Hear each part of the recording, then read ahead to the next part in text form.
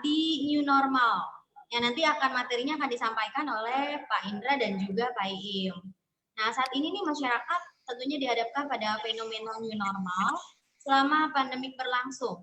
Beberapa perubahan menyebabkan pelaku usaha, khususnya UMKM, harus beradaptasi. Jadi mau nggak mau tuh harus beradaptasi agar usahanya bisa terus berjalan. Namun nih, ternyata ada beberapa pelaku usaha yang juga masih belum bisa beradaptasi dengan adanya hal ini. Tentu saja banyak sekali kendala-kendalanya ya, apalagi teman-teman semua. Ini benar-benar yang memberikan shock terapi buat kita semua para pelaku usaha. Nah, gaya hidup baru dengan adanya COVID-19 ini adalah kita supaya menghindari kontak fisik. Jadi ada beberapa hal yang menyebabkan kita harus menghindari adanya kontak fisik. Kemudian banyak juga masyarakat yang mulai beralih menggunakan media virtual atau digital. Kemudian apa aja sih kebutuhan konsumen saat ini? Apa prediksinya untuk memudahkan para pelaku usaha supaya usahanya bisa terus berjalan? Nah, nanti Pak Iim dengan Pak Indra akan memberikan materinya kepada teman-teman semua, sehingga teman-teman semua bisa bersiap apa saja yang harus dilakukan, kemudian strategi apa saja yang mesti diciptakan supaya bisa terus berjalan. Baik, Pak Indra, hari ini siapa yang mau mulai dulu nih? Pak Indra atau Pak Iim? Ketum dong, ketum, always. Prof. Indra atau Pak Iim? Ya, siap. Ketum. Ya, Oke, baik. Mungkin dimulai dengan Pak Iim. Pak Iim untuk materinya diberikan kepada teman-teman, pencerahannya. Mudah-mudahan bisa menghadapi new normal ini dengan semangat yang luar biasa supaya usahanya tetap terus berjalan. Silakan Pak Iim. Amin. Amin ya Rabbal Alamin. Ya. Terima kasih Bu Evi, Mbak Evi. Ini Wakil Direktur dari Direktorat Diklat di OKOC Indonesia. Terima kasih pada hari ini dan teman-teman yang hadir hari ini. Saya lihat dari perwakilan penggerak ya. Ada yang dari jauh nih, Prof. Mbak Vika di Kalimantan Barat nih, Ketua OKOC Forever Kalimantan Barat. Bu Susi. Oh, selamat datang. Ya, ada Bu Susi yang selalu milenial, Bu Susi dari Ketua OKOC Kalam.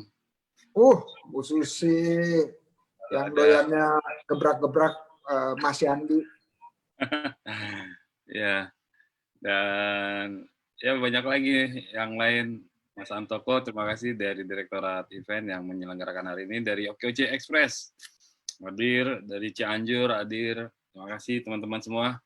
Dan saya mohon izin Prof. Indra Uno mendahului, dan mungkin saya harusnya sih sambutan aja nih nanti materinya kita akan simak dari Pak Indra bagaimana kita menyiapkan diri untuk new normal. Tapi saya boleh share sedikit tentang sebelum mungkin nanti tren new normal itu seperti apa, mungkin Pak Indra akan menyampaikan, namun saya menyampaikan sedikit tentang bagaimana sih program dari pemerintah khususnya nih, kita biar tahu juga dan bisa memonitor, mengawasi, dan apakah itu mudah-mudahan sampai ke kita ya programnya tersebut. Nah teman-teman, ini saya sampaikan materi tentang bagaimana pemberdayaan UMKM menghadapi new normal. Nah ini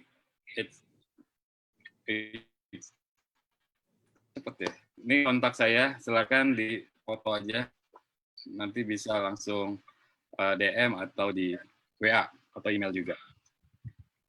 Ini cepet ya jalannya.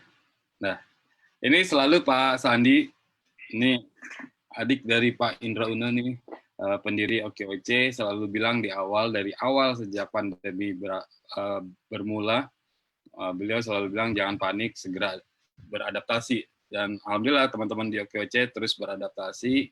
Kita terus mengadakan webinar yang diselenggarakan, mengundang Pak Sandi, mengundang Pak Indra Uno, sehingga pencerahannya cukup banyak dari teman-teman pakar lainnya juga, sehingga banyak yang terbantukan. Dan luar biasanya Pak Sandi mengingatkan,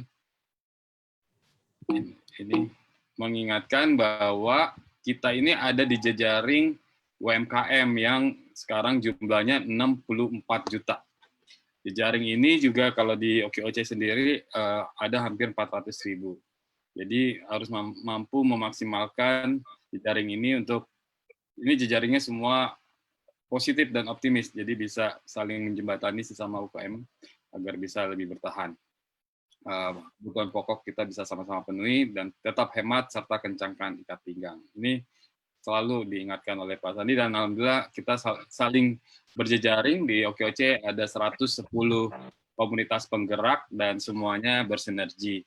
Dan kita malah ada grup OKOC Sinergi dan semuanya berbagi setiap hari Selasa sehingga alhamdulillah selalu ada kalau yang sedang lagi bisnisnya turun ada mendengarkan yang lagi bagus sehingga termotivasi.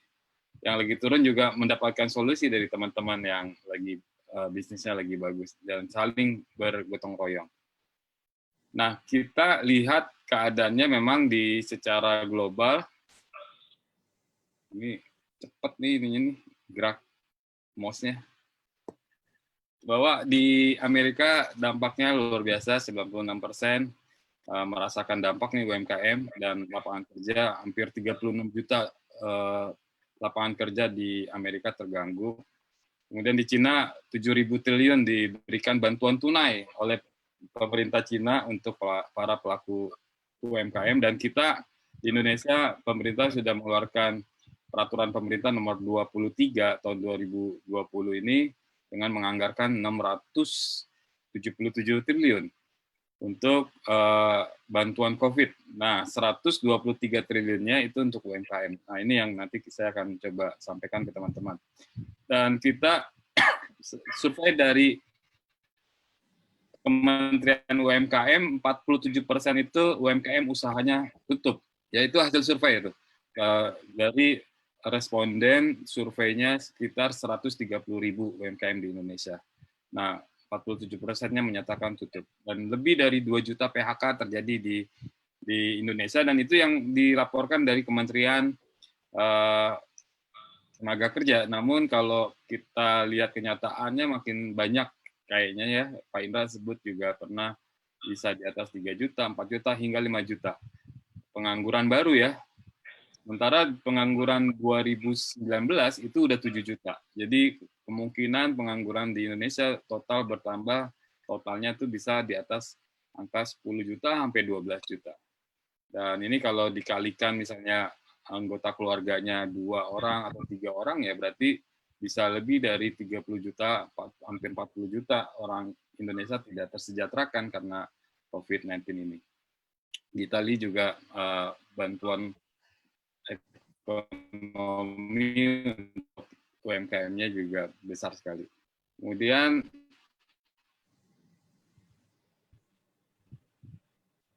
mana ya layarnya kenceng banget ini. Iya.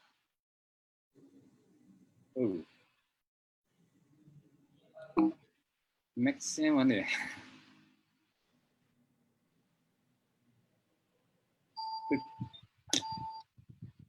Saya mau kasih lihat teman-teman ini tentang UMKM saat ini ya.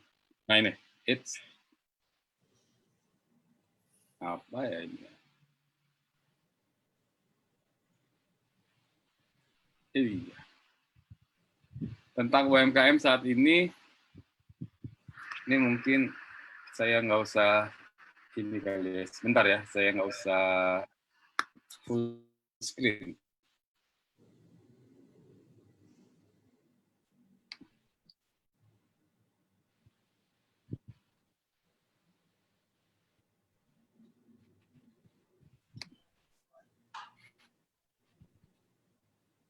Screen-nya sudah bisa ditampilkan? Oke. Udah ya, tampil ya. Cuman ini kursornya cepat banget geraknya. Oke, ini tentang UMKM kita. Ya, 99% pelaku usaha di Indonesia adalah UMKM. Kemudian itu jumlahnya 64 juta, kemudian 97% itu lapangan kerja diserap oleh pelaku UMKM. Jadi kita semua yang masih UMKM mampu menyerap lapangan kerja, dan 2 krisis moneter tahun 98 kemudian 2008 UMKM tangguh dan bisa tetap bertahan. Kemudian 60% pendapatan domestik bruto negara kita disumbang oleh UMKM. Memang gap-nya cukup besar banget ya, 99% menghasilkannya 60%, sementara 1% yang usaha besar mampu menyumbang 40%, dan itu paling besar dari ekspor. Nah ini yang kita akan dorong supaya UMKM kita lebih produktif dan ekspornya tinggi. Kemudian kita ingat bahwa populasi online di Indonesia itu masuk ke 6 besar dunia. Jadi ada hampir 170 juta orang Indonesia sudah pakai internet. Jadi ini potensi buat teman-teman semua, dan juga sebagian besar adalah anak muda. Ya, anak muda kita paling besar. Kemudian 60% terkoneksi di internet dengan mobile phone. Jadi mobile phone itu sangat efektif. Malah orang Indonesia yang penduduknya cuma 260 juta orang, tapi handphonenya yang tersebar di Indonesia itu lebih dari 300 juta handphone, mobile smartphone, dan itu artinya bisa 1-2 orang megang lebih dari satu handphone. Kemudian pasar e-commerce kita besar di ASEAN, mencapai 21 miliar US dollar transaksinya setahun di Indonesia. Jadi potensi kita sangat besar sekali.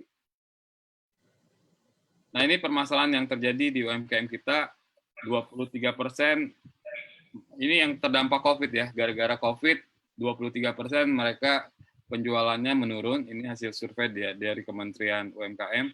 Distribusi terhambat, kemudian permodalan, juga sulitnya bahan baku. Jadi ada angkanya tuh lebih dari 19% semua. Jadi ini yang terbesar. Yang lainnya adalah hal-hal yang kecilnya. Nah, ini dukungan pemerintah terhadap UMKM yang tertuang di dalam Peraturan Pemerintah 23 tahun 2020. Nah, yang pertama adalah ini total ya, untuk UMKM ini total anggarannya lebih dari 123 triliun. Ya, dan total anggaran untuk COVID itu 677 triliun rupiah. Nah, untuk apa uangnya? Adalah untuk subsidi bunga bagi UMKM kita. Karena kredit UMKM akhirnya berhenti, nggak bisa bayar, tapi subsidi bunganya dibayarkan oleh pemerintah. Tapi tetap dia bayar pokok bunganya, pokok angsurannya, tapi ditunda. Boleh ditunda sampai 6 bulan ke depan. Tapi nanti tetap utangnya nggak hilang. Yang hilang hanya bunganya. Dan ditunda 6 bulan, boleh nggak bayar selama 6 bulan. Kemudian ada jaminan kredit modal kerja baru yang akan ditempatkan di lembaga keuangan. Dan ini restrukturisasi kredit juga, penempatan dana di lembaga keuangan. Dan saya lihat datanya bahwa di data yang kemarin ya Pak Menteri Koordinator Perekonomian kita pada saat acara dengan OKOC itu bilang 35 triliun untuk subsidi bunga. Dan itu untuk di 60 juta rekening UMKM. Saya harus meyakini kalau ternyata UMKM punya 60 juta rekening totalnya. Kemudian ada PPh final yang ditanggung oleh pemerintah, jadi yang seharusnya kita bayar 0,5%, jadi dari omset itu gratis sekarang selama 6 bulan depan. Kemudian ada arahan off-taker, produk-produk UMKM dibeli oleh pemerintah. Ya ada dananya tuh, jadi teman-teman yang punya produk, ini new normal, silakan. Harus dekat sama, karena yang sekarang banyak uangnya ya pemerintah, jadi pemerintah tuh dapat arahan untuk membeli produk-produk dari UMKM, termasuk BUMN. Jadi di Jakarta kita dengar sendiri dari Ibu Sri ya, asisten perekonomian, bahwa ada namanya e-katalog, kemudian juga semua harus belanja dari UMKM, dan malah pegawai negeri atau ASN itu harus beli paket sembako dari produk UMKM. Nah, kitanya yang harus aktif melihat peluang itu juga. Nah, kita ada kurikulum 7 langkah pas atau pasti akan sukses di krisis corona ini kurikulumnya OKOC. Nah, teman-teman silakan mengajak terus teman-teman yang lainnya untuk bergabung bersama dengan komunitas penggerak. Jadi kalau di sini ada OKOC Forever, ada OKOC Kalam, dan OKOC lain juga banyak sekali. dan silakan bergabung bersama komunitas, kemudian ikut pelatihan online sekarang seperti ini, dan kita banyak juga dengan teman-teman penggerak dan TOT. Kemudian pendampingan. Nah, kalau yang di DKI boleh datang langsung ke DKI Jakarta, ada kantor OKOC di setiap kecamatan, dan mendapatkan pendampingan langsung di sana, atau pendampingannya secara online oleh kita semua. Kemudian perizinan, kalau yang sudah punya izin, maksimalkan perizinannya yang sudah didapat dan kolaborasikan. Jadi kalau udah punya izin halal, izin KIRT atau BPOM, itu jangan sampai kita tidak berproduksi. Sayang banget kalau nggak berproduksi. Dan manfaatkan itu dan kolaborasikan aja kalau memang nggak ada modal, butuh bahan baku, kolaborasikan dengan yang lainnya sehingga tetap berproduksi. Nanti yang belum punya izin, kita akan dapat dampingi untuk dapatkan izin usaha mikro dan kecil. Sekarang malah lewat OSS, online single submission, 30 menit langsung jadi tuh izin usaha mikro dan kecil. Kemudian kita ada pemasaran. Kemarin kita belajar sama-sama dari penggerak OKOC Ekspor untuk membantu UMKM ekspor, dan laporan dari teman-teman OKOC Ekspor yang didampingi produknya di OKOC Ekspor untuk siap ekspor itu sudah 30% Prof. Indra berhasil berangkat ekspor produknya.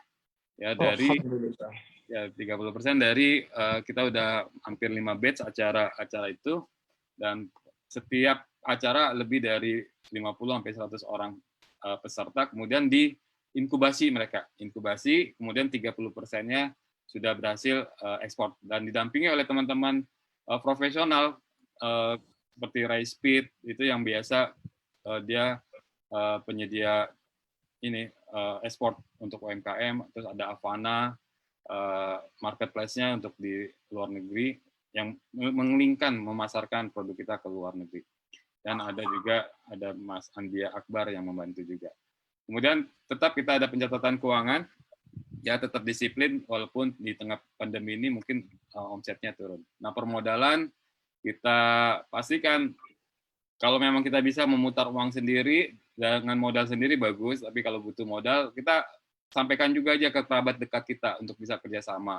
Ya kalau butuh memang dari pihak ketiga seperti bank, ya kita kalau di DKI ada bank DKI, dan kita sedang nanti sebentar lagi kita akan launching dengan OKOC wakaf nih dari Dompet Duafa dan STF. Nanti teman-teman penggerak bisa menyebarkan ini ke semua binaannya, dan kita dampingi terus, dan sehingga OKOC wakaf dananya bisa diputar oleh teman-teman semua. Nah, ini yang mungkin saya Prof waktu kemarin menyampaikan bahwa ini adalah eranya kita, momentum kita untuk transformasi digital. Karena mau nggak mau sekarang di tengah COVID ini kita harus transformasi digital, harus ke online. Jadi yang teman-teman belum online harus nih, mau tidak mau harus pakai online, minimal WA, marketing digital. Nah, WA itu bisa WhatsApp, bisa juga sebagai tools penjualan. Sekarang banyak orang lebih efektif, lebih cepat pakai WA katanya. Terus kemudian pesan delivery-nya gampang banget, banyak sekali delivery-nya.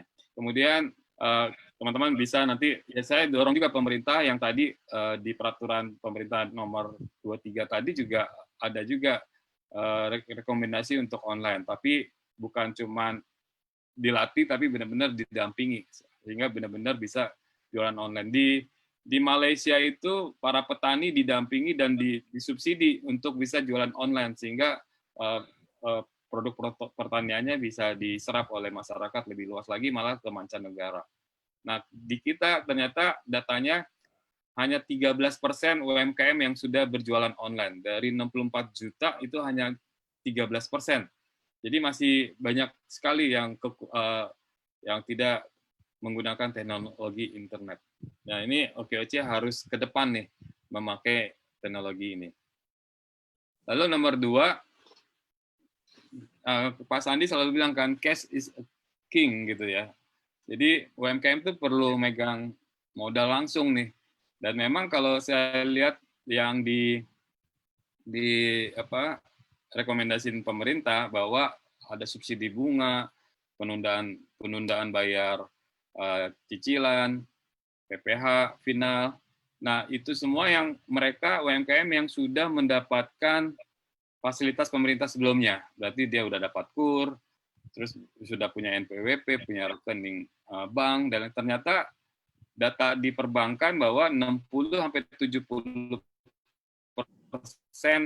UMKM belum mempunyai rekening bank. Jadi tadi kata pemerintah kan ada 60 juta yang akan 60 juta rekening yang akan disalurkan bantuan subsidi bunga dan lain-lain. Nah, tapi data di Bank Indonesia bahwa 60-70% UMKM kita tuh belum punya rekening bank, dan itu artinya belum bankable juga. Nah, ini yang harus dituju juga nih, teman-teman harus lihat, teman-teman sekitar kita, UMKM kita, siapa yang terdampak dan nggak dapat bantuan pemerintah karena dia belum bankable, karena dia belum terjangkau sama program pemerintah sebelumnya. Jadi kalau dia udah dapat keringanan PPH karena dia belum ada NPWP, gimana dia mendapatkan keringanan PPH?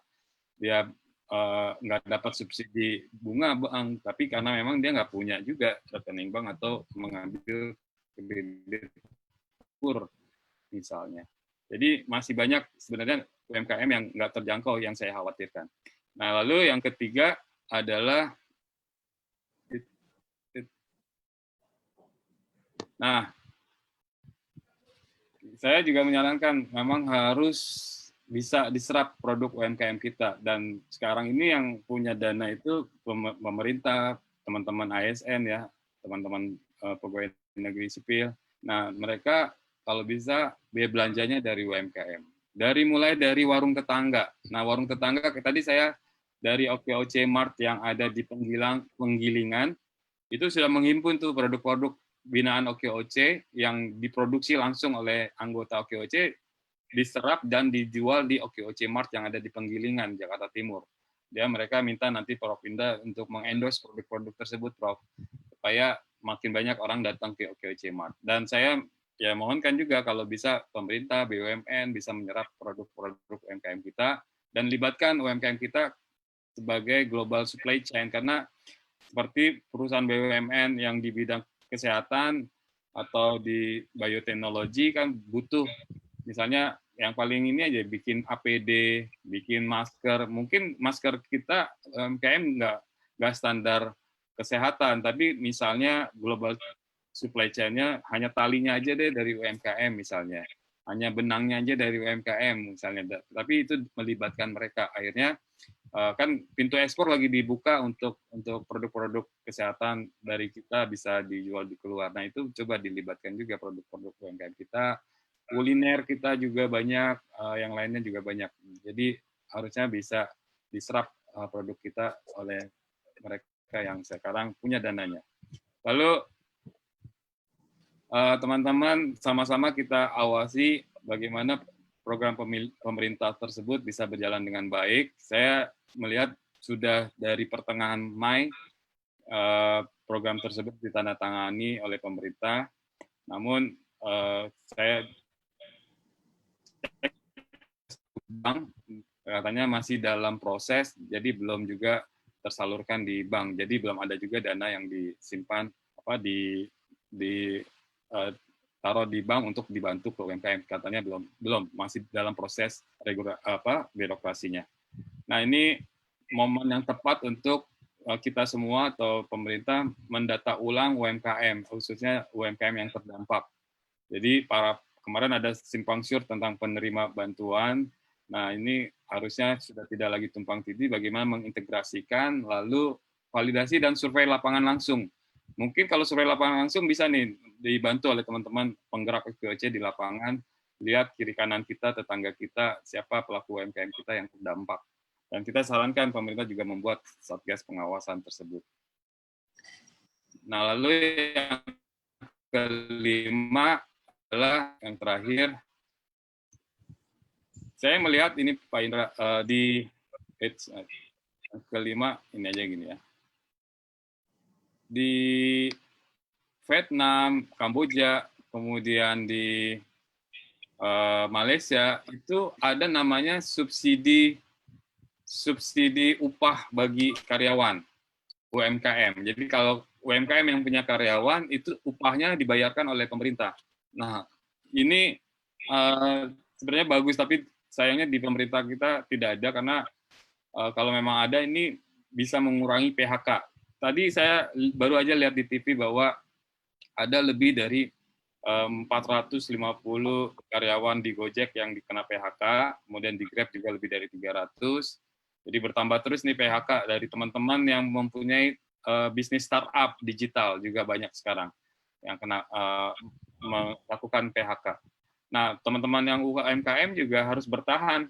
Nah, saya inginkan mereka fokus modal dananya itu untuk modal kerja, modal bahan baku dan lain-lain. Tapi untuk upah karyawan harusnya dibantu oleh pemerintah ya, karena ternyata teorinya atau survei di negara-negara tetangga kita, Malaysia, Kamboja, Vietnam itu diberikan seperti itu sehingga mereka lebih mapan, UMKM-nya lebih bangkit, kemudian produknya lebih produktif gitu, dan terjamin lapangan kerjanya.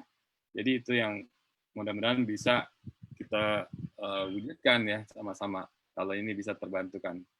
Nah itu aja teman-teman dari saya, Pak Indra, mudah-mudahan manfaat. Nanti kita diskusi. Simak dari Pak Indra nih Mbak, bagus banget materi Pak Indra. Terima kasih. Wassalamualaikum warahmatullahi wabarakatuh. Waalaikumsalam warahmatullahi wabarakatuh. Terima kasih banyak Pak Iim.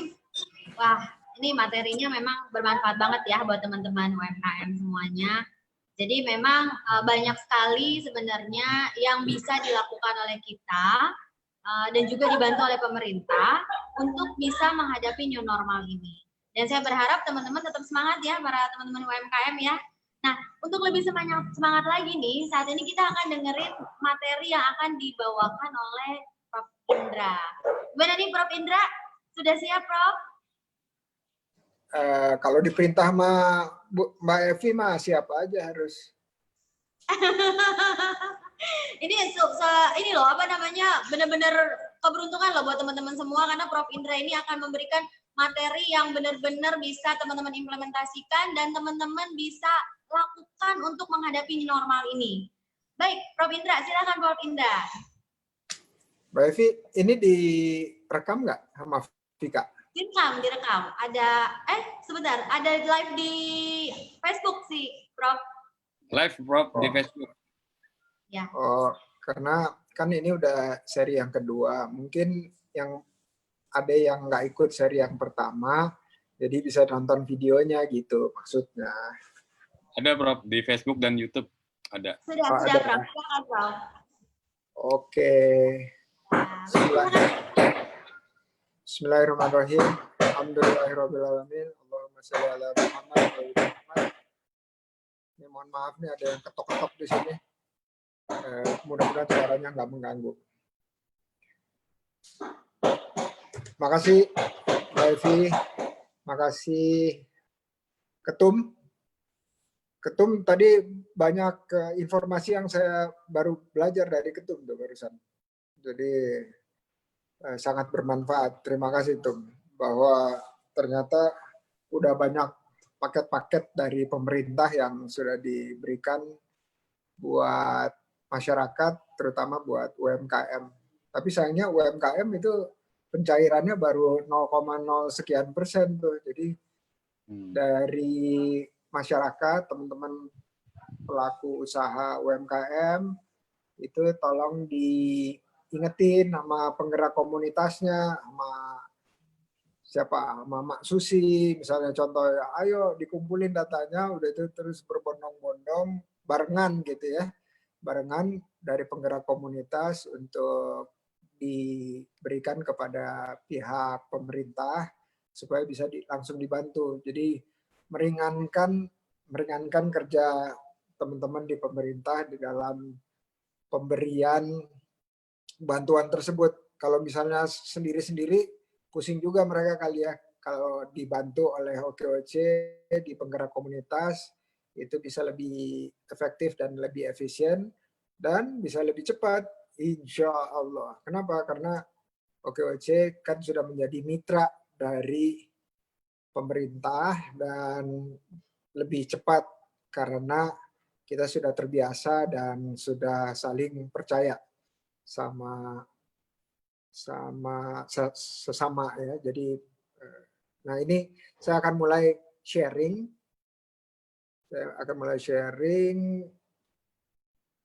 Sebentar ya, saya cari filenya dan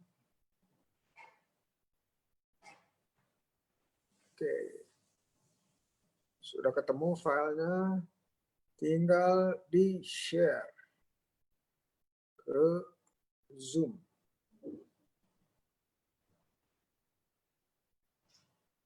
Oke. Apakah bisa terlihat filenya?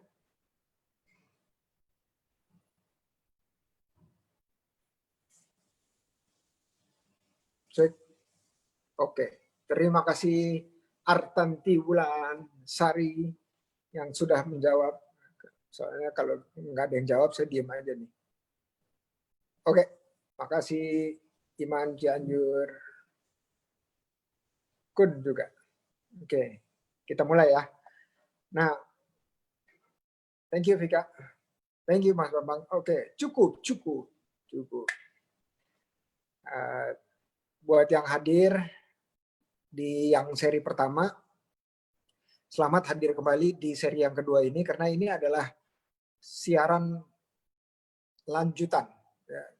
Jadi sambungannya ada yang pertama, dan yang belum nonton yang pertama atau ikutan yang pertama, itu ada di sosial medianya Facebook atau di Instagramnya. Nanti bisa tanya dengan Vika Kuen yang ada hadir di sini, di mana? Atau Vika mungkin bisa share linknya yang rekaman yang pertama ya.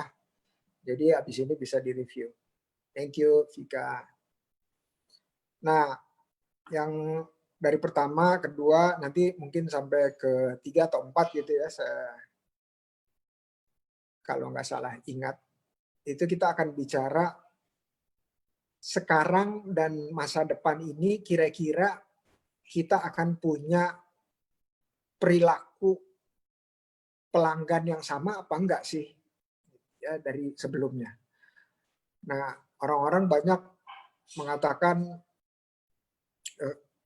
new normal.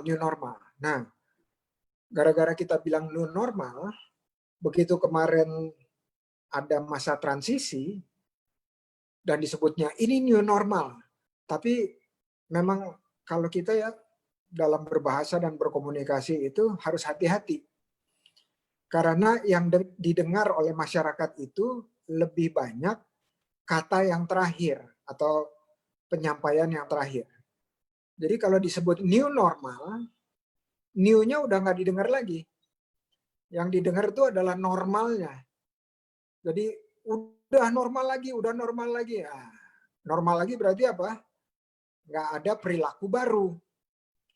Kenapa? Karena normal yang dipahami, normal sebelum pagebluk ini atau pandemi, itu adalah kita bisa saling berjabat tangan, bisa saling berpelukan sesama ikhwan dan sesama akhwat. Ya, tapi di era sekarang ini kan udah nggak begitu. Jadi udah berbeda. Sehingga kita harus hati-hati di dalam memperkenalkan suatu istilah. Apalagi istilahnya istilah bahasa Inggris seperti new normal. Nah, di sini saya coba memberikan judul yang lebih akurat, ya, potensi usaha dari gaya hidup masyarakat setelah pandemi ini. Walaupun kita bicaranya sekarang. Ya, jadi gara-gara kita kemarin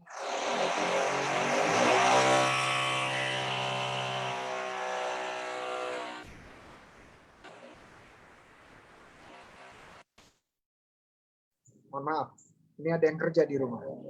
Jadi suaranya kencang banget. Jadi sekali-sekali kita berhenti dulu ya, jeda.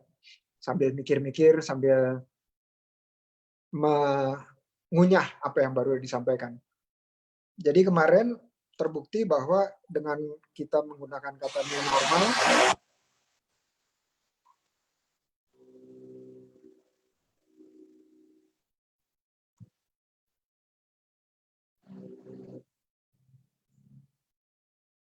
Mohon maaf sekali lagi. Nah, jadi itu yang saya perhatikan bahwa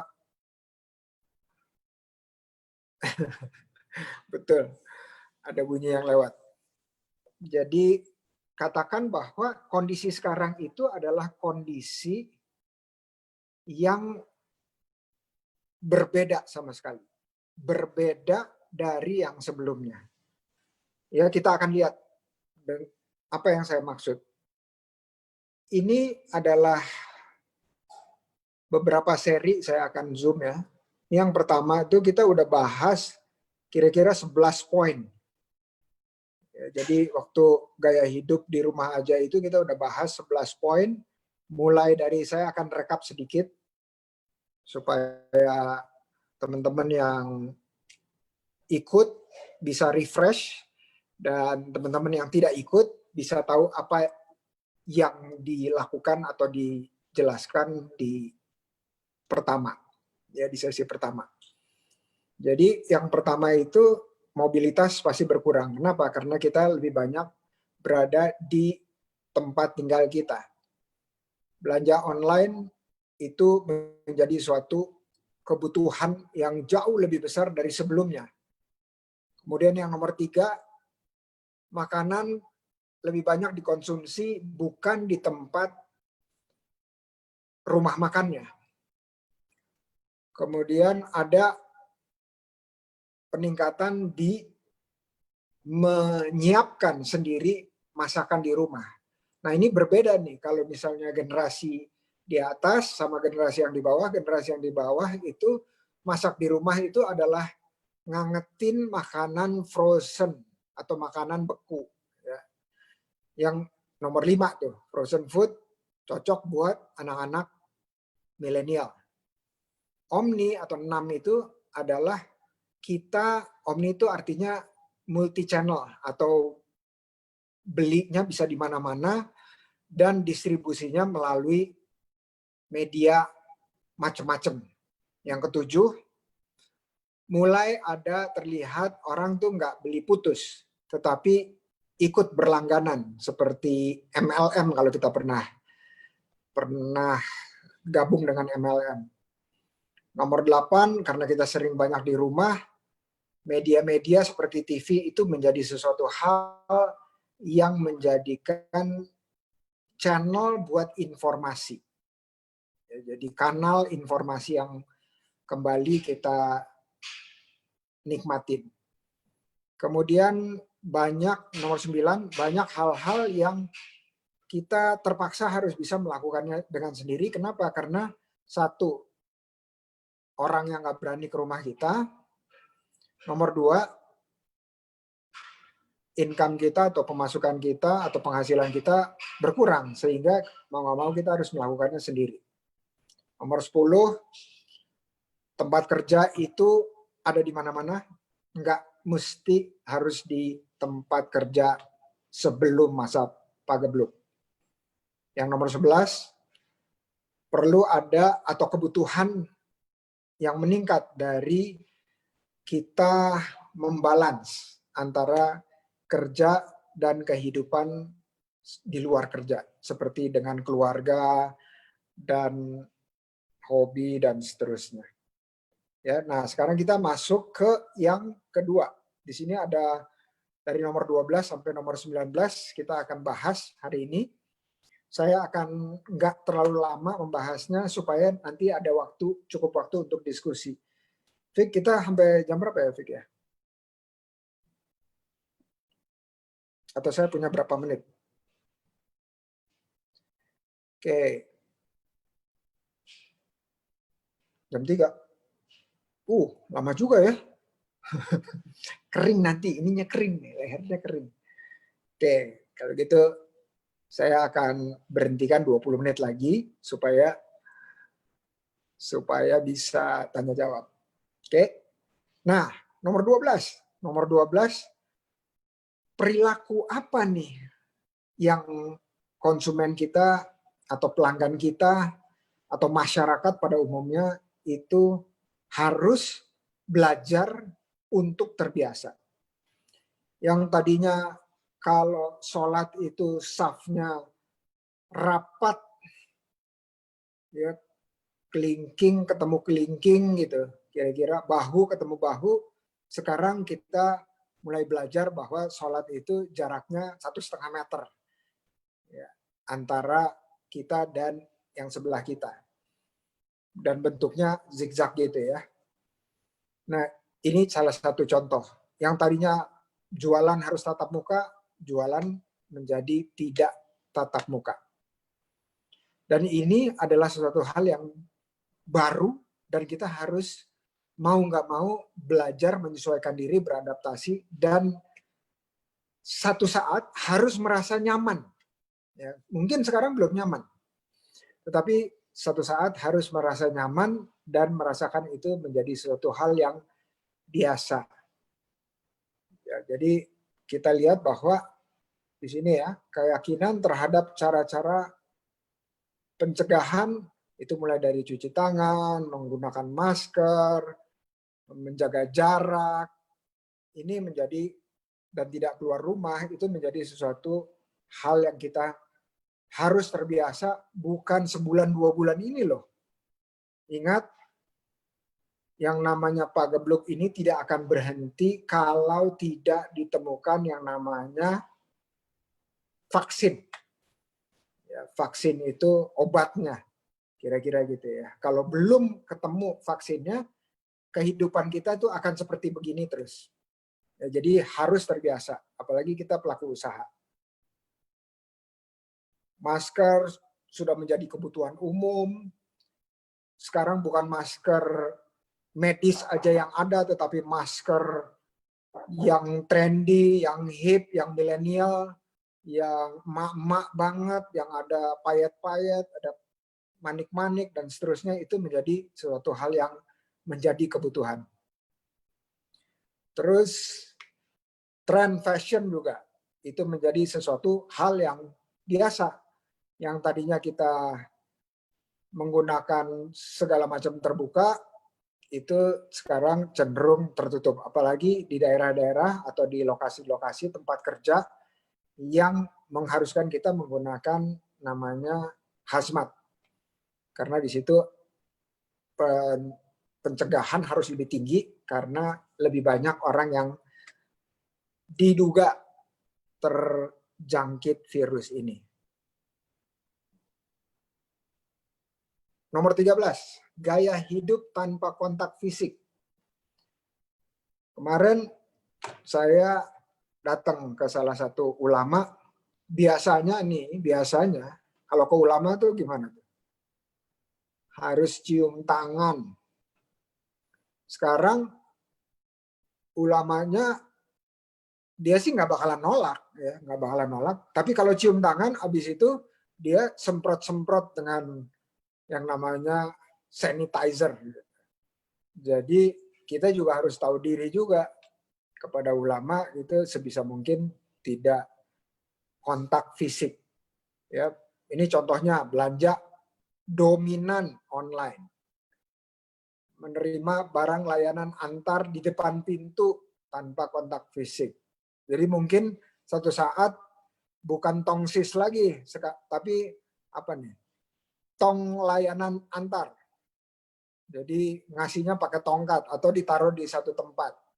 Ya, jadi dengan berjarak 1,5 meter. Kerumunan udah nggak oke lagi kalau kita ada di dalamnya. Kayak konser, nonton bola, nonton olahraga lainnya, ini udah nggak ada. Sekarang kita mulai bergerak ke virtual.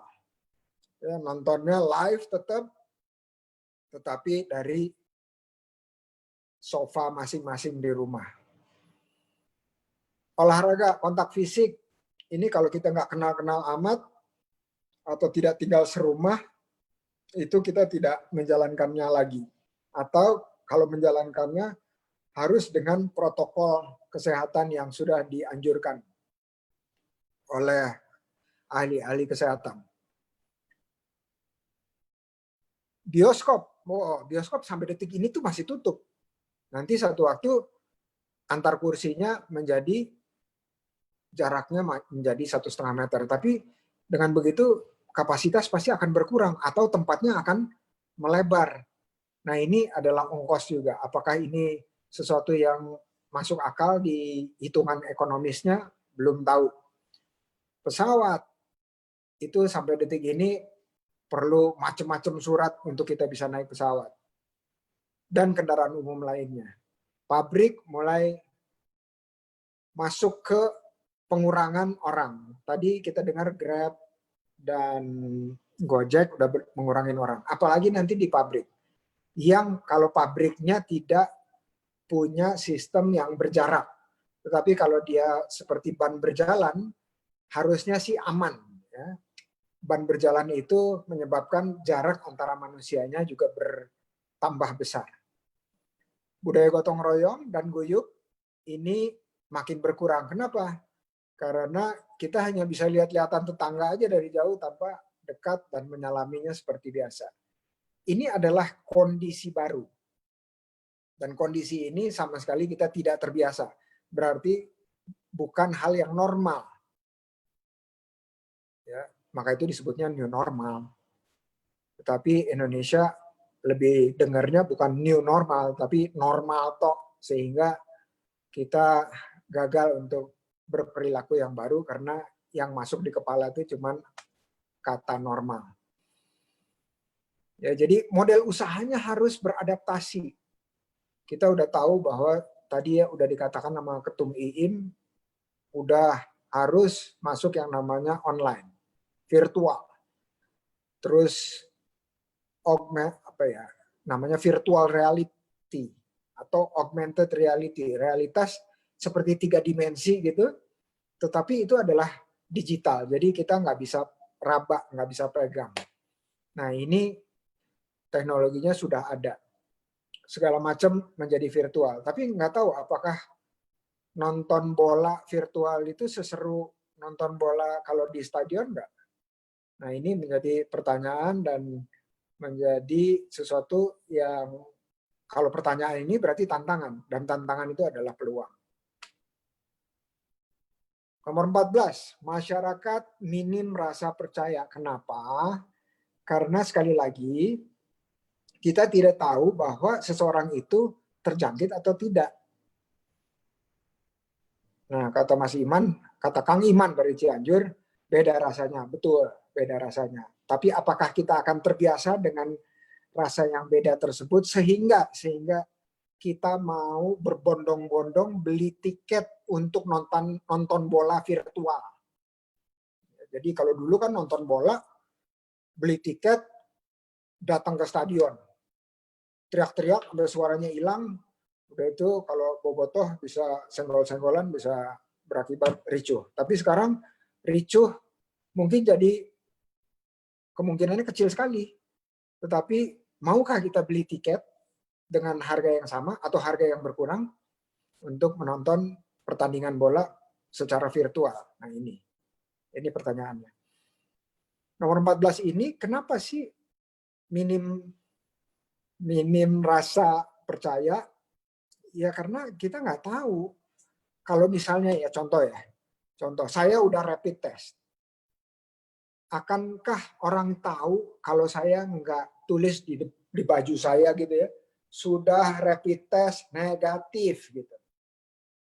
Orang harus tanya kan, kecuali seluruh penduduk Indonesia sudah bisa dilayani oleh pemerintah dan rumah sakit untuk mengambil tes COVID. Tapi kan masalahnya, 1, tidak tersedia, nomor 2, karena kapasitasnya kurang, nomor 3, mahal gitu, nggak semua orang bisa bayar. Berarti harus upaya dari pemerintah. Ya, jadi pandemi ini atau pagebluk ini selama vaksinnya belum ditemukan, orang pasti akan khawatir, takut untuk berdekatan. Ya, dalam artian bukan karena tidak percaya sama karakter orang tersebut, bukan. Tetapi tidak percaya bahwa orang tersebut apakah dia bersih dari virus atau tidak. Ya, karena 80% pengidap atau yang terjangkit dari COVID-19 ini tidak menunjukkan gejala apapun. atau kita sebutnya sebagai OTG, orang tanpa gejala, dan persentasenya sekitar 80%. Jadi, dan ini rata-rata anak-anak muda dan orang-orang yang sehat jasmaninya, tetapi dia terjangkit oleh COVID. Nah, ini adalah sesuatu hal yang kita harus sikapi dengan bijak. Nah, artinya sebagai entrepreneur kita harus bisa berkreasi, berinovasi. Jarak ini bukan menjadi sesuatu hal yang justru menyurutkan kita dari berusaha. Justru kita harus berupaya, berkreasi, dan berinovasi agar ini menjadi suatu peluang. Nomor 15, konsumen takut. Ya, ketidakpercayaan sosial meningkat. Ya jelas aja, kita mau beli barang atau makanan atau jasa. Kalau jasa kan gampang, orangnya sehat atau enggak. Kalau makanan, prosesnya bersih atau enggak. Kalau produk, walaupun dikirim ke rumah, saya sudah menerapkan yang namanya packaging itu dibuka di luar rumah.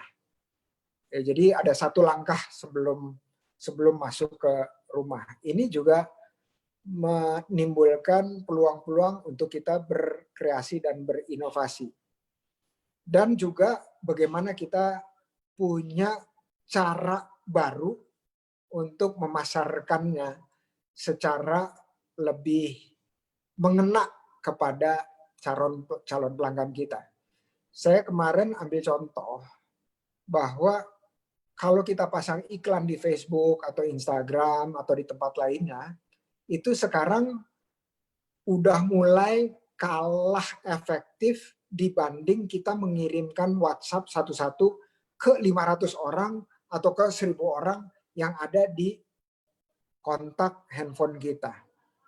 Ya, jadi udah mulai bersaing, dan bahkan kita sekarang udah tahu kalau broadcasting udah nggak lewat SMS lagi sekarang, tetapi udah mulai lewat WhatsApp. Dan traffic atau lalu lintas atau jumlah WhatsApp untuk promo marketing itu kita terima tiap harinya makin lama makin banyak. Ya, ini adalah salah satu cara. Nomor 16, segala sesuatu organik, herbal, kembali ke alam. Kembali ke alam, contohnya adalah jamu. Jamu itu, untung orang Indonesia dari dulu tuh udah biasa jamu gitu ya. Kalau nggak biasa jamu, mungkin nggak semua kali ya. Anak-anak saya sih nggak doyan jamu, pahit katanya. Tapi kalau dikasih antangin, kojima gitu, korma jinten madu gitu, mau.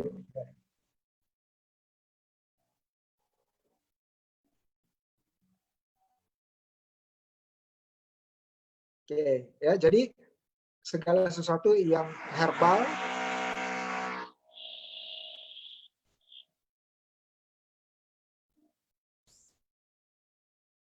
saya sebenarnya bisa aja bilang sama tukangnya berhenti dulu untuk sejam, tapi kasihan juga dia kali ngejar tayang juga mau selesai cepetan sore. Nah, jadi jamu itu Kang Iman punya ide menarik tuh. Jadi jamu itu sebenarnya bisa dua sisi. Satu, dia betul menguatkan imun kita, badan kita lebih sehat. Tetapi satu lagi sisi, ada jamu-jamu yang menimbulkan efek kita lebih sehat mentalnya. Coba apa? Apa tuh kira-kira? Jamu yang membuat kita lebih sehat mentalnya, lebih positif energinya, dan seterusnya. Salah satunya adalah jamu atau herbal yang bisa menjadi pewangi ruangan, misalnya contoh. Pewangi sajadah, pewangi baju, dan seterusnya, yang menimbulkan efek ketenangan di otak kita. Nah, ini menjadi salah satu peluang ya. belum terlalu banyak jamu. Jamu tuh rata-rata kalau nggak digigit, diminum, atau ada yang dimakan nggak?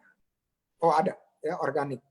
Organik juga sekarang mungkin masuk ke jajaran yang namanya makanan sehat. Dikatakan bahwa minum jamu adalah sesuatu hal yang milenial nih nggak terbiasa, tetapi mulai harus terbiasa. Berarti apa? Pasarnya dari jamu yang identik kepada orang yang lebih tua sekarang terbuka untuk anak-anak yang lebih muda. Ya. Saya pernah datang ke kedai jamu, tetapi dikemasnya seperti Starbucks. Jadi harganya juga agak lebih tinggi dan tempatnya keren. Dan ini kedepannya bisa menjadi suatu tren. Nomor 17, halal. Tentunya thayyib menjadi hal yang umum.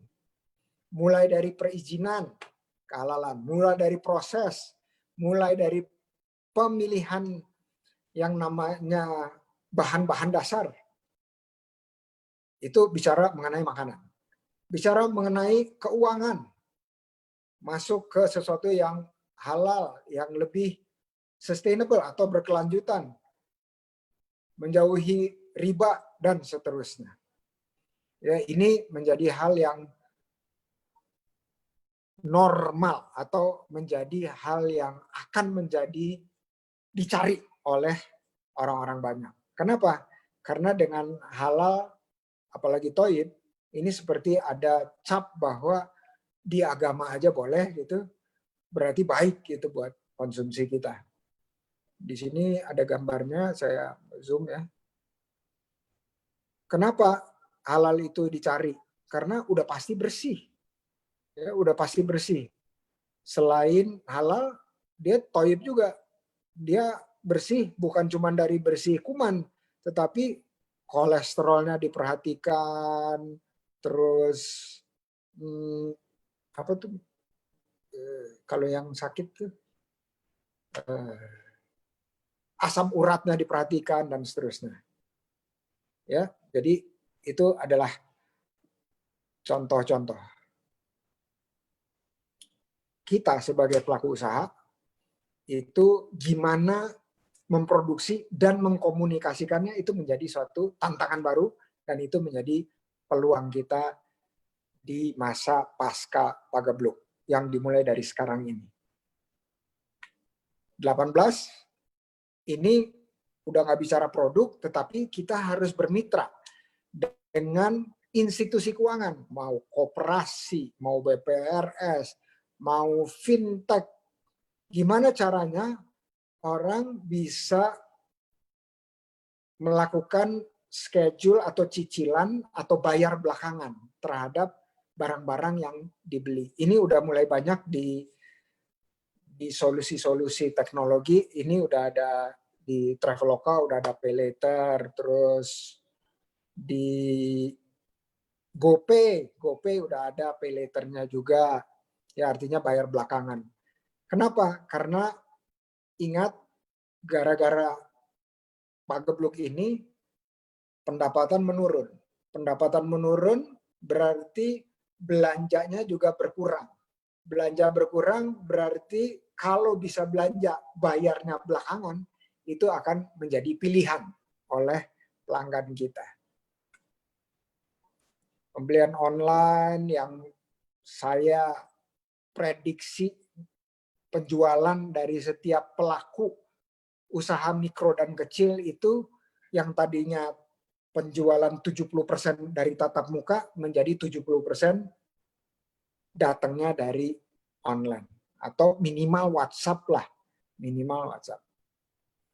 19, teman-teman yang main di pariwisata, di sektor EO, event organizer, pameran dan seterusnya, ini yang kemarin kolaps duluan ya, tetapi ini tidak menyurutkan kita.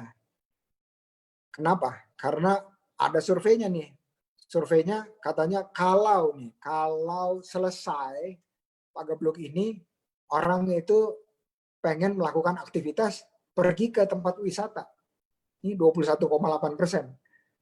Tapi kan pertanyaannya, kapan tuh waktunya? Nah, kita sebagai pelaku usaha harus kreatif. Kita lakukan penyesuaian. Mungkin hanya di satu tempat aja. Bukan vacation, tapi staycation. Bahasa Inggrisnya tuh. Atau berlibur di lingkungan hotel atau di luar rumah. Atau di villa. Atau di namanya, kalau di rumah penduduk itu apa? Di guest house. Ya, jadi traveling itu menjadi sesuatu hal yang udah bukan berkelompok lagi. Minimal kalau mau berkelompok kayak keluarga. Terus pergi ke tempat-tempat yang alam. Kenapa? Karena di alam itu nggak berdesak-desakan. Terus ada upaya untuk turis atau pariwisata virtual. Nah, yang terakhir nih, keluarga lebih memilih bepergian dengan kendaraan pribadi. Kenapa? Karena mereka tinggal serumah. Nggak repot harus izin dan seterusnya ya. Membuktikan bahwa mereka tinggal di satu rumah. Berarti ini yang namanya kebun binatang itu yang diminati adalah yang model safari. Kenapa? Nggak harus turun dari mobilnya. Dari mobil sendiri. Nah, ini yang nomor 19. Oke, jadi cara orang bepergian, bertamasya, itu pasti akan berubah. Dan kita sebagai pelaku, pewirausaha dalam hal ini harus melakukan adaptasi terhadap kebiasaan baru ini. Kebiasaan baru yang belum terbiasa. Dan ini membuat kita, contohnya kalau naik kereta api, juga kita tahu apa yang harus kita persiapkan. Kereta api usahanya juga pasti akan menurun. Ya. Karena apa? Karena kursinya nggak bisa diisi penuh-penuh. Nah, ini saya sudahi untuk diskusi kita persis 20 menit seperti apa yang saya sampaikan tadi. Kita bisa berdiskusi habis ini, tetapi saya tampilkan slide ini bagi teman-teman yang belum sempat di yang pertama mencatat nomor telepon atau screen capture slide ini, silakan melakukan ini karena kita bisa berdiskusi. Jauh-jauh setelah waktu ditutupnya webinar ini. Dan Instagramnya adalah Indra Uno, dan kita bisa saling follow-followan. Tinggal DM aja kalau mau di follow back ya. Katakan aja, ini apa ya? Webinar OKOC, follow back dong. Nah, nanti saya follow back, insya Allah. Sekali lagi, terima kasih sudah menyimak. Dan sekarang kita berdiskusi atau bertanya jawab. Saya kembalikan ke Bu Evi. Terima kasih. Assalamualaikum. Waalaikumsalam warahmatullahi wabarakatuh. Terima kasih banyak Pak Indra Uno sudah memberikan banyak pencerahan untuk kita. Alhamdulillah hari ini kita jadi tahu ya bahwa ternyata banyak sekali peluang yang bisa diciptakan oleh para UMKM dengan adanya Pagebluk ini ya. Bahwa ternyata tantangan ini bisa menjadi sebuah peluang. Ini harus diingat oleh teman-teman UMKM. Bahwa tantangan adalah peluang dan kemudian bagaimana kita bisa memaksimalkan peluang-peluang tadi. Baik teman-teman, seperti yang tadi Pak Indra Uno sampaikan dan juga Pak Im sampaikan, apabila ada teman-teman yang ingin berdiskusi di saat ini, monggo silakan. Apabila ada yang ingin bertanya, silakan ditulis di kolom komentar dan nanti kita akan bahas bersama. Dan nanti akan ada tanggapan juga dari Pak Indra Uno dan juga Pak Im. Saya ingin menyapa dulu nih teman-teman semua, gimana hari ini materinya luar biasa ya. Ada OKOC Express, ada teman-teman dari Cianjur juga ya, yang saat ini menyimak. Dan saya rasa bahwa ini merupakan satu gambaran atau satu pandangan yang cukup menarik yang juga bisa teman-teman lakukan. Saya suka banget kalau ketika kita menghadapi sebuah tantangan. Karena buat saya tantangan itu adalah peluang. Peluang untuk bisa membangunkan kreativitas kita. Baik, monggo teman-teman semuanya apabila ada yang mau bertanya silakan atau bisa kirimkan apa tangan gitu ya. Nanti biar kita bukakan untuk line apa namanya line untuk bisa di unmute. Silakan teman-teman.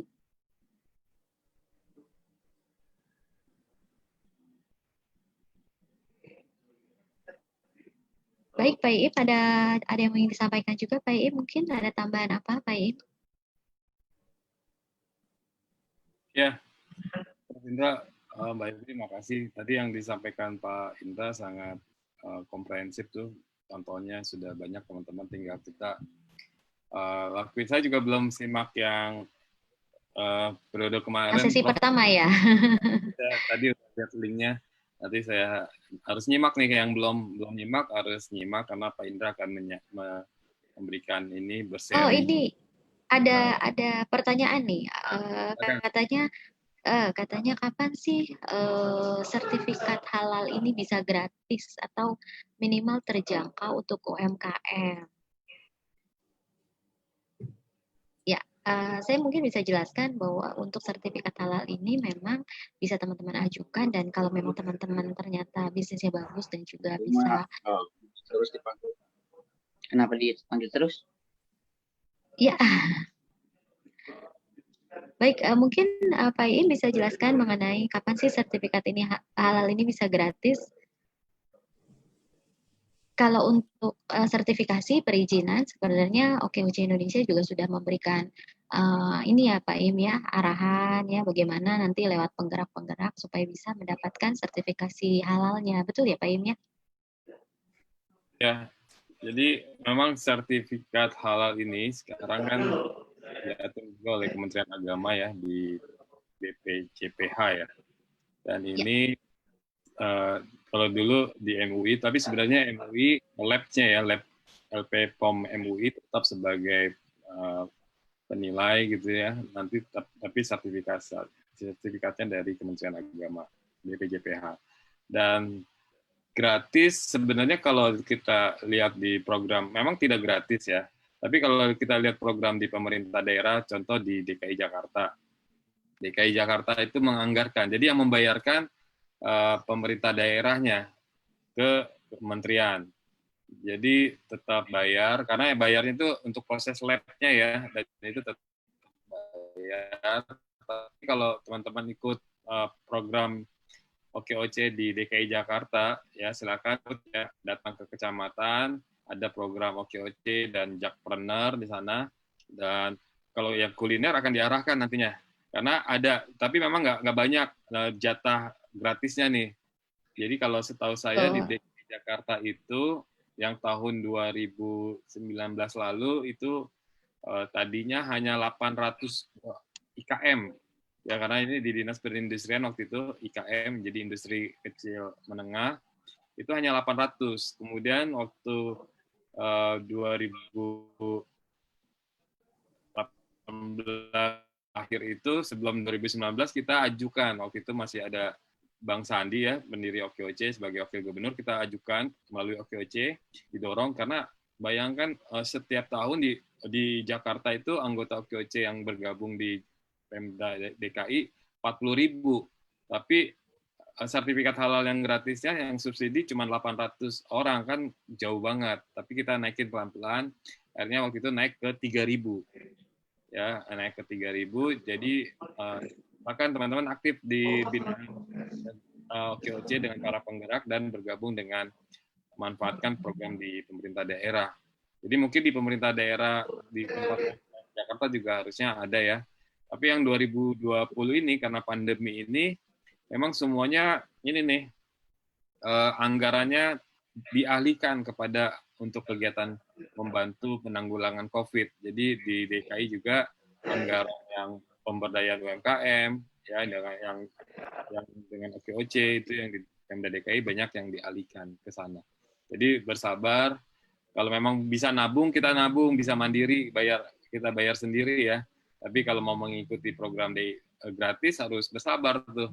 Tapi kalau mudah-mudahan teman-teman bisa terus berjalan dulu usahanya sehingga bisa mandiri juga. atau dibantu oleh program CSR dari perusahaan-perusahaan yang bisa menjadi pendamping usaha kita. Ya itu Mbak Evi untuk halal. Baik. Baik, terima kasih Pak Iim.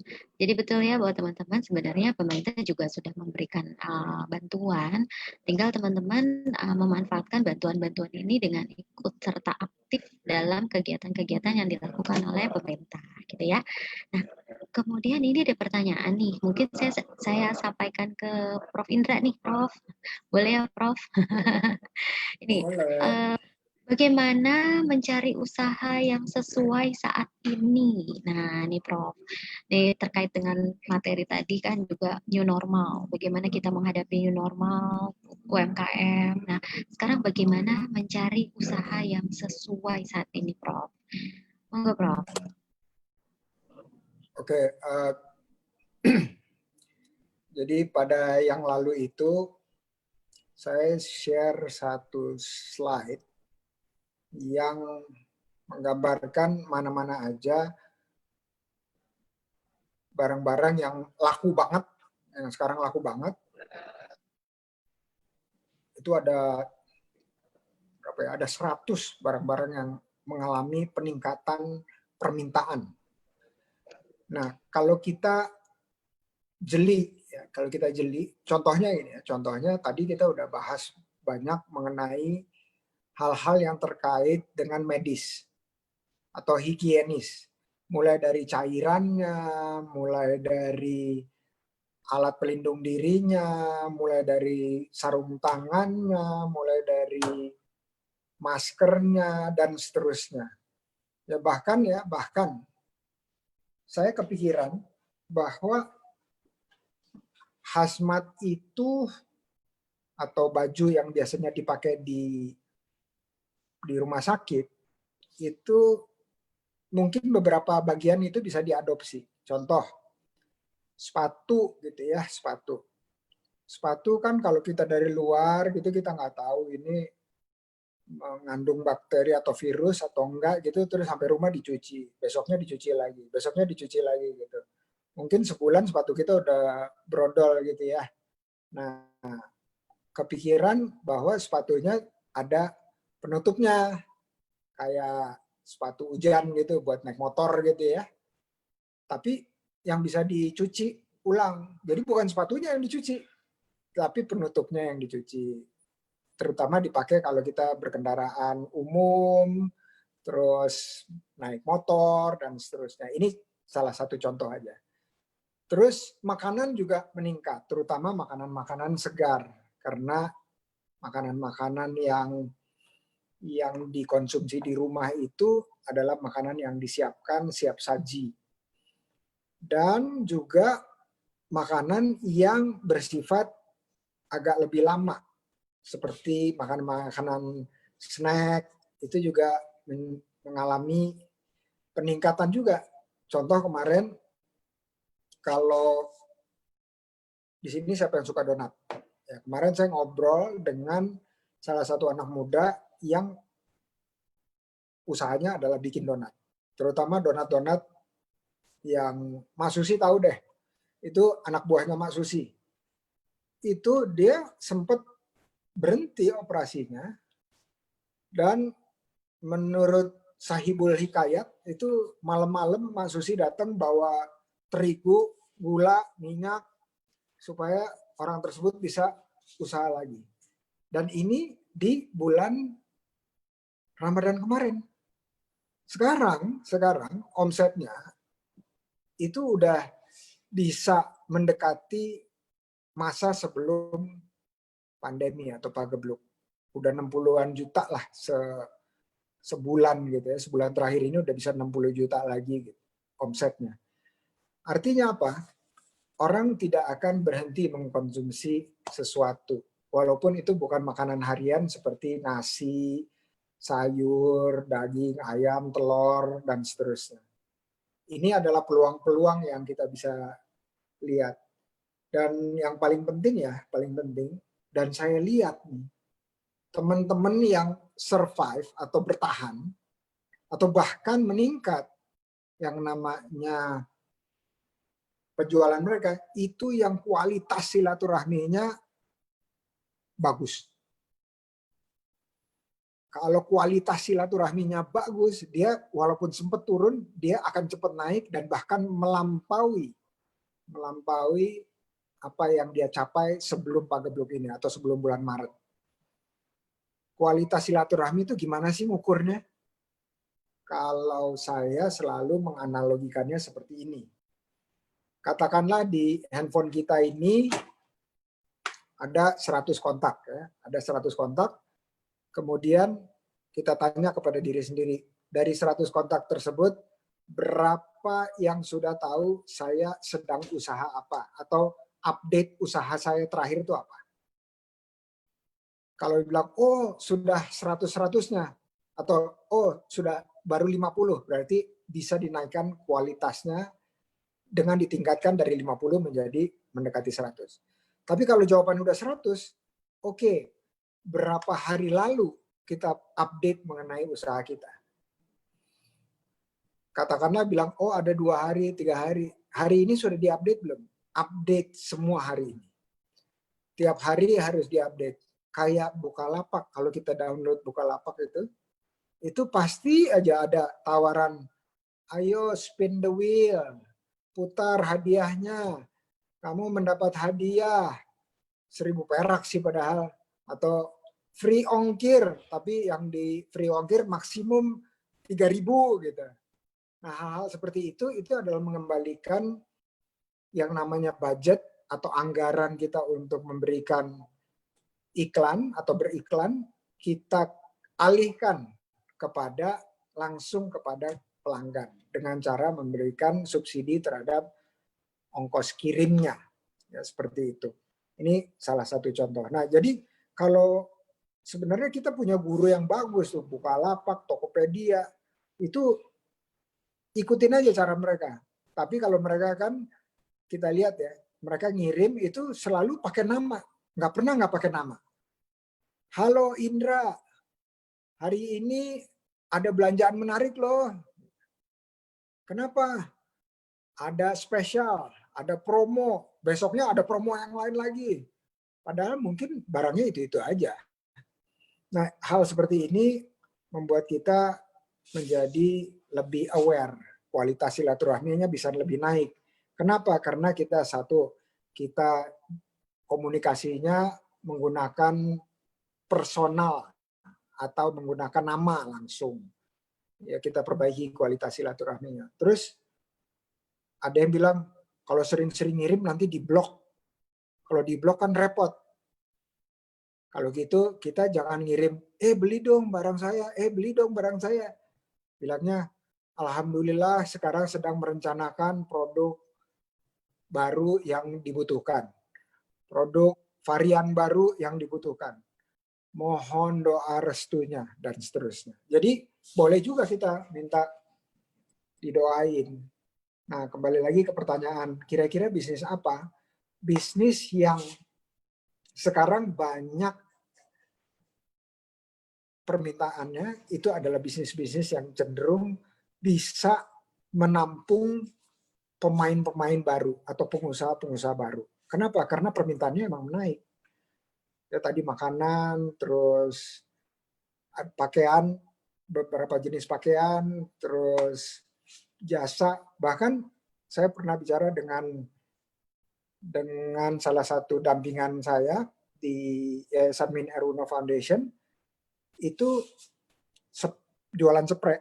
Jualan spraynya sekarang malah di atas target 100%. Padahal spray itu kan nggak kita pakai setiap hari, dan spraynya juga bukan spray yang murah-murah amat gitu ya, spraynya antara 1 juta sama 2 juta. Ini ternyata dengan pendekatan personal itu mereka meningkat hasil penjualannya. Kira-kira gitu Mbak Evi. Unmute. Ceklik unmute. Baik, terima kasih banyak Prof. Indra untuk pencerahannya tadi ya. Jadi kalau pertanyaan bisnis apa sih yang saat ini bisa teman-teman pilih, gitu ya, yang menurut Prof. Indra adalah saat ini sebenarnya adalah kesempatan ya Prof ya. Kesempatan untuk kita bisa mendapatkan atau memikirkan strategi dan juga pilihan bisnis yang lagi booming gitu ya. Karena kalau kita bicara mengenai produk yang sesuai, tentu saja kita bicara mengenai kebutuhan. Jadi apa yang dibutuhkan oleh masyarakat atau teman-teman kita paling enak tuh gini, kalau jualan tadi ya Prof. Indra tadi sudah sebutkan bahwa berapa banyak sih kontak telepon yang ada di kita gitu kan. Nah ini menunjukkan bahwa kalau misalnya kita bisa memanfaatkan relationship kita itu jauh lebih baik. Kita lihat aja teman-teman kita sekitar kita lagi butuh apa sih nih. Nah ketika kita bisa menangkap kebutuhannya itu bisa menjadi sebuah peluang, maka ini akan jadi sebuah bisnis yang bagus ya Prof ya tadi ya, seperti yang tadi Prof sampaikan ya. Baik teman-teman, mungkin satu lagi pertanyaan yang bisa kita tampilkan ya Prof ya, Pak Iim ya, sebentar nih saya cari yang ini nih. Ya oke Pak Iim ya, mungkin dibantu untuk dijawab nih Pak Iim. Saya usaha membuka jahitan. Apakah ada solusi bagi saya untuk berkembang luas lagi? Ini pertanyaan dari Mbak Indah pribadi nih. Mungkin Pak Iim bisa membantu Pak Iim untuk menjawab pertanyaan dari Mbak Indah. Monggo Pak Iim. Ya, terima kasih Mbak Evi. Coach Evi, yang jawab harusnya Coach Evi nih. Nanti tambahkan ya. Jadi kalau teman-teman yang berusaha bisnis jahitan, ya saat ini memang kemarin ya saya juga dapat beberapa laporan dari teman yang berbisnis garment atau fashion, itu sangat saat Lebaran yang harusnya panen raya ya lagi meningkat sangat besar, tapi di tengah pandemi ini akhirnya jatuh ya, merosot mereka bisnisnya. Kayak pasar kan tutup, Tanah Abang tutup, kemudian juga kebutuhan masyarakat untuk baju juga sangat prioritasnya sangat di bawah gitu ya. Jadi diutamakan mereka belanja untuk kesehatan, belanja untuk kebutuhan pangan dan lain-lain. Jadi untuk di tengah pandemi ini, di new normal ini, ya mudah-mudahan nanti sudah bisa lagi seperti biasa berjualan baju atau fashion ya yang kita jalanin. Namun saya melihat kemarin banyak sekali juga yang beralih nih di masa pandemi untuk yang jahitan. Yang beralih yang tadi juga disampaikan Pak Indra, ada poin berapa tadi saya lupa nomornya, tapi tadi ada fashion untuk ini masker ya. Banyak sekali yang teman-teman saya dan anggota OKC juga melaporkan mereka membuat masker, kemudian mengikuti kita di DKI Jakarta juga membantu beberapa UMKM di kelurahan. Jadi kita mengorganisir di kelurahan para penjahit. Ya, para penjahitnya dikumpulkan, kemudian dikasih bahan baku untuk ini masker. Nah, nanti setiap satu masker yang dijahit itu mereka tinggal terima upahnya. Nah, itu alhamdulillah kita udah bantu itu di DKI ada masker, tapi nggak semuanya dilakukan oleh UMKM karena butuh cepat kan waktu itu. Jadi UMKM jatahnya sekian juta ya, dan OKOC juga menjembatani. Jadi teman-teman di binaan di kecamatan-kecamatan datang dan mendapatkan bahan baku, kemudian mereka jahit. Nah, itu untuk membantu di tengah pandemi. Tapi kita juga kan itu mungkin juga nggak terus-menerus ya, tapi masih banyak peluang lainnya juga. Tapi yang menurut saya perlu teman-teman penjahit ini adalah berkolaborasi. Sekarang kita zamannya eranya kolaborasi dengan siapapun ya, khususnya dengan teman-teman. Banyak kok beberapa teman kita yang senang desain, mendesain baju, mendesain fashion. Nah, ajak mereka. Kemarin saya sama Pak Indra ya di webinar Sumatera Barat dengan Mbak Ria Miranda ya. Ya, Mbak Ria. Nah, itu fashion designer, dan dia ternyata juga di tengah pandemi ini masih lumayan, masih bagus ininya pesanannya, dan banyak banyak mereka tuh nggak punya juga penjahit, jadi harus berkolaborasi. Teman saya juga misalnya Mas Fatih, bukan namanya Fatih, nama bajunya baju koko. Itu kolaborasi tuh Mas Fahmi nggak punya penjahit yang sebanyak, karena butuh banyak penjahit, dia kolaborasi dengan para penjahit di sekitarnya juga. Nah ini eranya kolaborasi harus dikedepankan. Jadi teman-teman manfaatkan jaringan, link network di OKOC juga, ya, sampaikan nanti apa kekuatan kita dan kekurangan yang bisa dibantu oleh teman-teman lain apa. Nah, saya juga melaporkan ke Pak Indra nih, Pak Indra, kemarin saya ada meeting dengan teman-teman disabilitas, ya, dari penggerak di OKOC. Jadi teman-teman disabilitas ini waktu itu senang, pekerjaannya banyak karena dapat dari Go Live. Ya, Go Live itu ada massage, ada apa namanya, macam-macam lah. Nah, teman-teman tunggu, teman daksa, ya, teman tunawicara itu bisa bekerja di Go Live. Itu jumlahnya kan. Nah, Go Live-nya tutup, Gojek menghilangkan jasa Go Live. Nah, kami akhirnya mencari solusi bareng-bareng kemarin. Jadi Mbak Evi, koordinator beberapa teman rungu, mereka akhirnya alhamdulillah ada satu aplikasi yang kita harus dukung nih, namanya Low Cost Indonesia.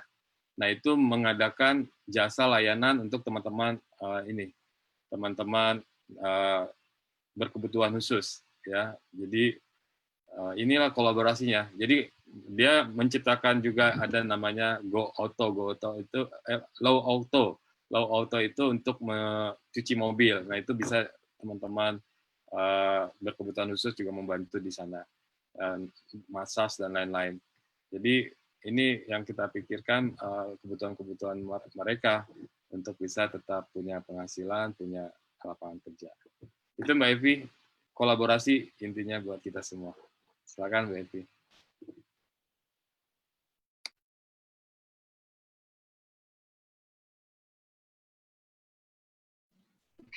Oke, terima kasih banyak Pak Iim untuk pencerahannya tadi ya. Betul bahwa kalau ditanyakan apa sih usaha kita, atau ini saya punya konveksi atau saya punya usaha jahitan, tapi kemudian sekarang lagi sepi. Saatnya untuk kolaborasi, betul. Kira-kira teman-teman kita ini ada nggak sih yang punya ide untuk misalnya buat baju misalnya, tapi dia nggak punya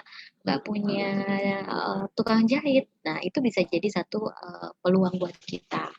Nah, sekarang kan kita udah belajar tuh, kemarin-kemarin kita ada beberapa kali ya dari OKOC Indonesia ini mengadakan seminar-seminar mengenai digital marketing. Bagaimana sih kita bisa memasarkan gak cuma barang tapi juga jasa, supaya teman-teman kita juga tahu bahwa kita tuh punya keterampilan atau skill untuk misalnya membuat baju tadi gitu ya.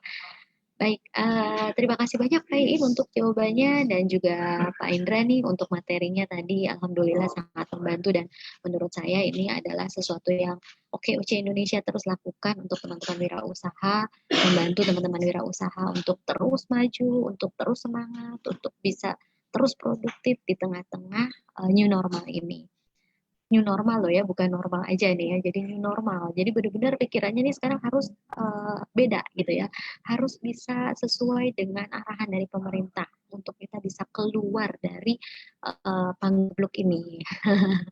Baik, terima kasih sama teman-teman semuanya yang sudah hadir hari ini, webinar hari ini. Dan apabila tadi teman-teman ini berdiskusi lebih banyak lagi, bisa dengan Pak Indra yang tadi sudah memberikan nomor teleponnya, kemudian bisa bersapa melalui Instagramnya gitu ya.